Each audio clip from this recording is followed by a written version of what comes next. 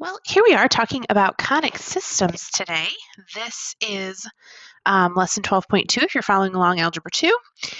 And this is brought to you by Conalonzo Inc. As always, we're here to help you with whatever you need for math. We are going to dive into some conic systems, and the things that we want to be able to do today are solving the system for point or points in the plural of intersection. So this is a little different than linear systems, and we'll talk about what that means and how that looks. Second, we want to be able to choose the appropriate algebraic method to solve. And third, we want to be able to validate our solution for the system. Remember, validate means that we are checking it to be sure that our solution or solutions works for the system. So a conic section is a curved figure. The conic sections that we talk about are circles, parabolas, an ellipse, and an hyperbola. We're going to focus mainly on the first two, circles and parabolas, and mostly how lines intersect or do not intersect with those two. We're probably not really going to get into an ellipse, maybe, and a hyperbola we'll leave for another time. That's a pretty complicated equation. So we're going to focus mostly on how lines and or circles and parabolas intersect with each other. They can intersect in a couple different ways. So first of all, we could have no solutions. They don't intersect at all. This is not parallel anymore because we're not talking about lines, but we can still have a circle and a line, a parabola and a line, even a parabola and a circle that never intersect. They may intersect at one point, and the word for this is called tangent. When you have a line touching a curve specifically at one point, that's called a tangent line, okay? Two conic sections can be tangent to each other as well, where they only touch in one point. That's a really important term that we talk about, especially as we move on into higher math. It's important to know.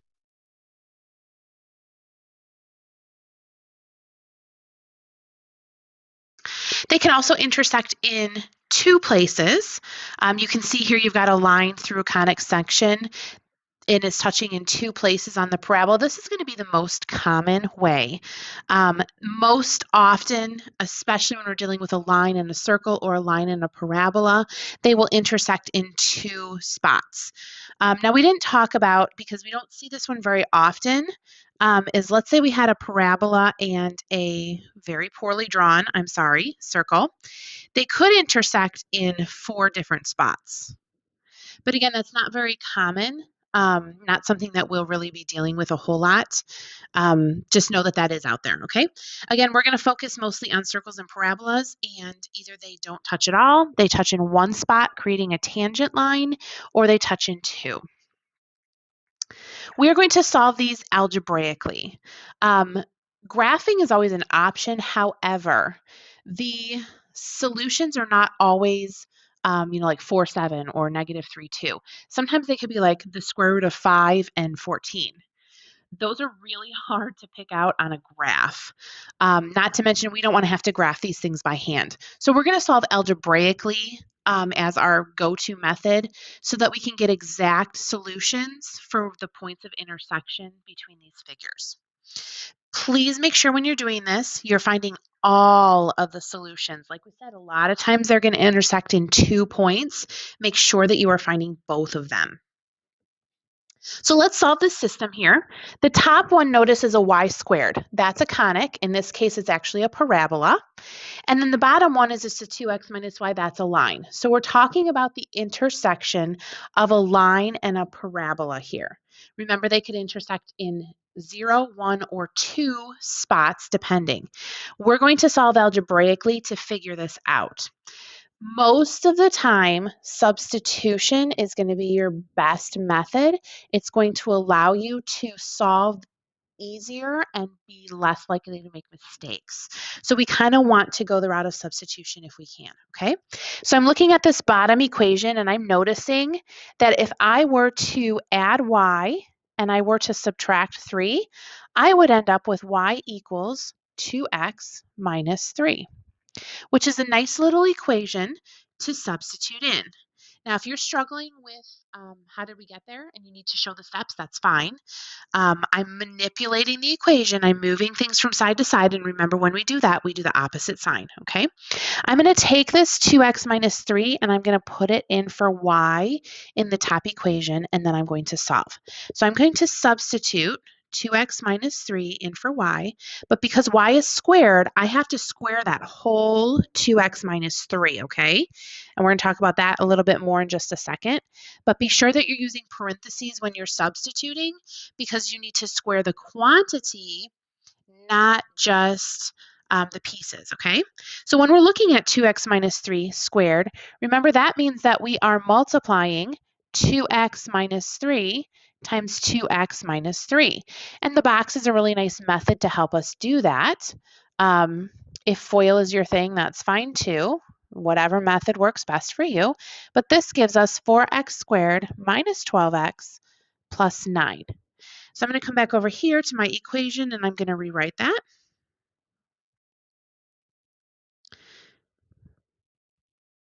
So your first step with a conic system is often, I'm not going to say always, but often going to be squaring something that you're substituting in, okay? And this is another reason why substitution can be a more appropriate method, because you don't want to try to eliminate with a squared, because sometimes you lose answers, okay? So substitution most of the time is going to be your go-to with conic systems. I'm going to combine like terms here, because remember, this is a quadratic and I want to be able to factor, if at all possible. Hopefully I can factor. So it needs to be equal to 0, whether I'm factoring or using the quadratic formula. I want it equal to 0 so that I can solve. So let's think about factoring here, and we'll try a couple things and see if this works. I'm going to break the 4x squared up into a 2x and a 2x. Which I can already see is not going to work because I need an odd number. So let me erase that. And let's go back and let's try 4x and 1x. And then let's try 3 and 4, and we'll see if we get 19, okay? So remember, we multiply. 3 times 1 is 3, 4 times 4 is 16, and 3 plus 16 is 19. Now, in order to make that negative, I need a negative 3 and a negative 16, so I'm going to use minus for both, okay? We're going to use factoring in these conic systems. So if that's not a strong thing for you, maybe go back and watch some of the factoring videos and make sure that you're really solid on factoring, because that's going to be one of our main methods of solving here, okay? Now I'm going to solve each parenthesis. So I'm going to say the first one is x equals 3/4. And the second one is going to be positive 4. Those are my two solutions for x. Now remember that we are trying to find points of intersection. So I have found the x coordinates of two different points. I now need to find the y coordinates that go with those x coordinates. I'm going to be really nice to myself, and I'm going to plug those x values into my manipulated equation, because that's going to be easy. I don't want to plug it back into the squared equation. That's going to be a hot mess. So let's plug it into this y equals equation, because it's going to be very easy for us to solve. So I'm going to start with 3/4, and I'm going to plug this in, and I'm just going to evaluate. So I'm going to take 2 times 3/4, which that calculator that does fractions is really nice here, and then I'm going to subtract 3, and I'm going to get negative 1.5 or negative 3/2, okay? Now, it's important to make sure you get the right y with the right x, which is why you can see I already wrote my x's in their coordinate form, so I can just put my y in the correct one. Now I'm going to do the same thing with 4. I'm going to plug in 4 for x, and I'm going to see what I get for y. 2 times 4 is 8. 8 minus 3 is 5, which means that when x is 4, y is 5. Now, it is important to go back and check your solutions, both of them, and make sure that they work. So I want to plug them into my y squared equation and just make sure that they both work, okay? So I'm going to start with 4, 5, because that's going to be easier. I'm putting 5 in for y, and I'm putting 4 in for x, and I'm going to evaluate this, and I'm hopefully going to get 0. So 25 minus 28 minus 3 plus 3. Watch your signs. 25 minus 28 is negative. 3 plus 3 is in fact 0. So that checks. Now let's try the 3/4. So we're going to put negative 3/2 in for y, and we're going to put 3/4 in for x, and we're going to hopefully get 0. Now again, this is where your calculator comes in really handy, okay? So square 3/2 and then minus 7 times 3/4 plus 3, and we get 0. So that checks as well.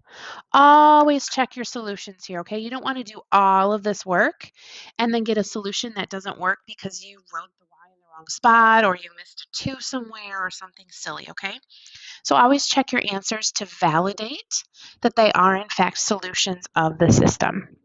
So again, we started out with substitution. That's going to be kind of our go-to method for solving conic systems. We solved through and we got 2 answers for x, which we then plugged in individually to solve for their respective y's. We wrote our answers as ordered pairs, and we checked both of them to make sure that they are valid solutions. Let's try another one. So I have this system here. The top one is a circle and the bottom one is a line, okay? So we want to know, how do a circle and a line intersect? Well, our options could be not at all, in 1 point, or in 2 points. We're going to solve this to figure it out. Now, this one is already set up for substitution for us because we know what y equals, which is really nice, okay? So again, substitution is kind of our go-to here, just because it is easier to solve and it makes sure that we don't lose any answers along the way. But once again, I'm going to have to square a quantity. So I'm going to multiply out negative 3x plus 10 times negative 3x plus 10. The box is always a really nice method to do this. It kind of helps you organize your information and where you're going and make sure that you don't miss anything, okay? So when we multiply this out, we get 9x squared, which I'm going to put back in, minus 60x plus 100.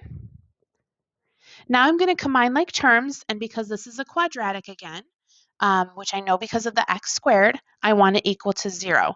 So I'm going to combine my two x squareds, and I'm going to subtract 10 to the other side so that this is now equal to 0. I'm also seeing that these are all multiples of 10, so right away I'm going to divide by 10 just to make this a little bit easier to work with. Nobody wants to factor 90, right? But 9 is pretty easy to work with, so let's see if we can factor here. What's nice is that the x squared doesn't have a coefficient, so it's just x and x.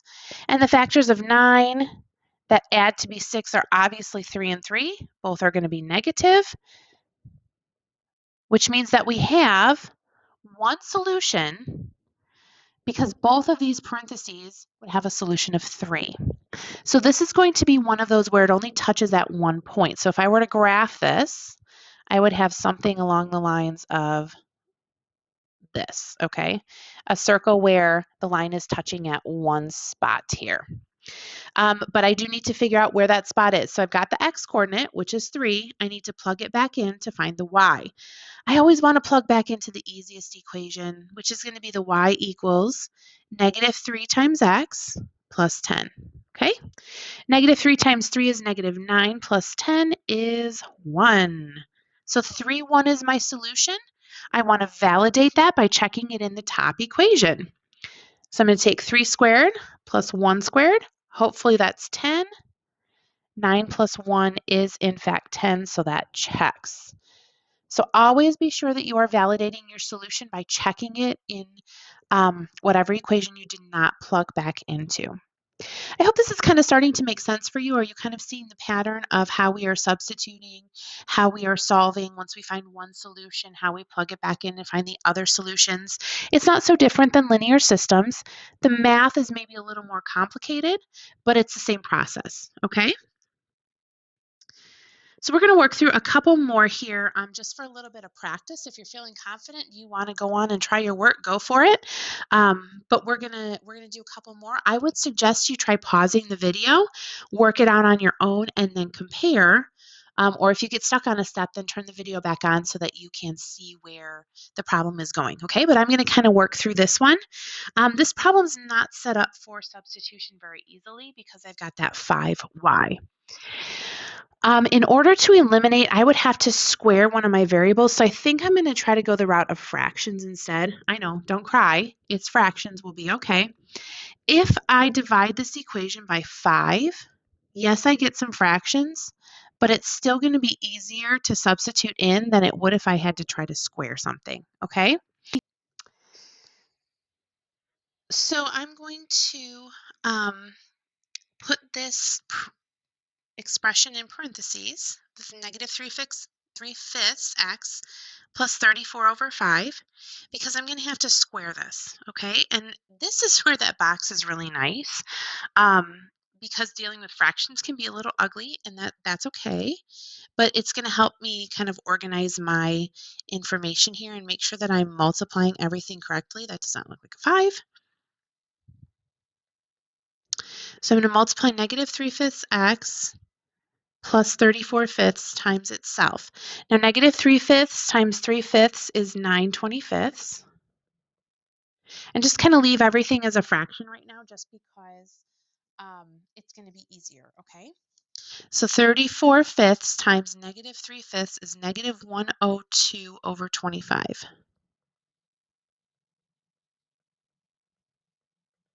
I just multiplied 34 times 3 and 5 times 5. And then 34/5 times 34/5 is 1156 over 25. Okay, so now I've got 9/25 x squared minus 204 25 x plus 1156 over 25. Boy, that is a lot of fun, isn't it? I'm going to show you a nice way to get rid of these ugly fractions and see if we can't make life a little simpler here. Okay. So in math, if we want to get rid of a fraction, we can simply multiply through by the denominator and it will get rid of that fraction. So what I'm going to do here is I'm just going to multiply this whole equation by 25 because that's my common denominator. And I'm going to multiply each term by 25 then. So 25x squared. When I multiply 9/25 times 25, I'm left with 9, okay? And same with 204. And then I just need to multiply 68 times 25, which is 1,700. Now I've gotten rid of my fractions. Yes, they're big numbers. That's okay. We can handle it. And we're going to combine like terms, okay? So I'm going to put my x squareds together. Remember, this is a quadratic, so I want my equation to be equal to 0. So I'm going to take 1156 minus 1,700, which gives me a negative 544. Okay, now I'm seeing that all of these can simplify at least by 2, maybe something else. 34 is 2 times 17, so I'm just going to see if the other numbers can be divided by 17 just to make life a little bit easier, and they can. So I get 2x squared minus, and then 204 divided by 17 is 12, so 12x minus, and then 544 divided by 17 is 32. And it looks like I can simplify this farther by dividing everything by 2. And there we go. Boy, we really simplified that, didn't we? It makes a lot nicer equation here that we can now try to factor. So x squared minus 6x minus 16. I want to know what factors of 16 subtract to be 6. 8 and 2. And since it's negative 6, I'm going to have negative 8, positive 2, which gives me two solutions of positive 8 and negative 2. All right, those are my two x's. So I'm going to go ahead and write them up here. Oops, positive 8 and negative 2. Helps if you get the signs right, okay? Pay close attention to that. Um, it's very easy to make a silly mistake, like I just did. And now I want to find the y's that go with this, okay? I'm going to go back, and instead of doing the fractions here, I'm going to go back to this original one, and I'm just going to plug my 8 and my -2 in for x and solve. So I'm going to say 5y equals -3 times 8 plus 34. And I get 5y equals -24 plus 34 is 10, so y equals 2. So the y value that goes with my 8 is 2. And then I'm going to do the same thing with the -2x value. And I'm going to put that in for x, and I'm going to see what I get for y. So -3 minus, or times -2, sorry, is +6 plus 34 is 40. Therefore, y equals 8. So when x is -2, y equals 8, and when x is 8, y equals 2. I do want to check those. In this top equation, the x squared plus y squared equals 68. So I'm going to put in 8. 8 squared is 64, and 2 squared is 4, and 64 plus 4 is 68. So that first one works. Try the second one. -2 squared is 4. 8 squared is 64, and 4 plus 64 is 68. So both of these are valid solutions. So look at all that work that we just did together. That was amazing. We did a lot of really hard work, and we powered through that and got our solution. Really, really great job on this one. This was a tough one. So this has been a really interesting lesson. We've done quite a bit of work with conic systems. And as you can see, the problems are difficult, but we can do it. We worked through them. And Theodore Roosevelt said, believe you can, and you're halfway there. So believe that you can handle these conic systems, and you're already halfway done with them, okay? You got the math background, you know how to do this. And as always, we are here to help you with whatever you need. So check with Ms. Khan or Ms. Alonzo. Let us know what we can do to help, but know that you can do this and you have got these problems in the bag. Best of luck with your math. Take care and have fun.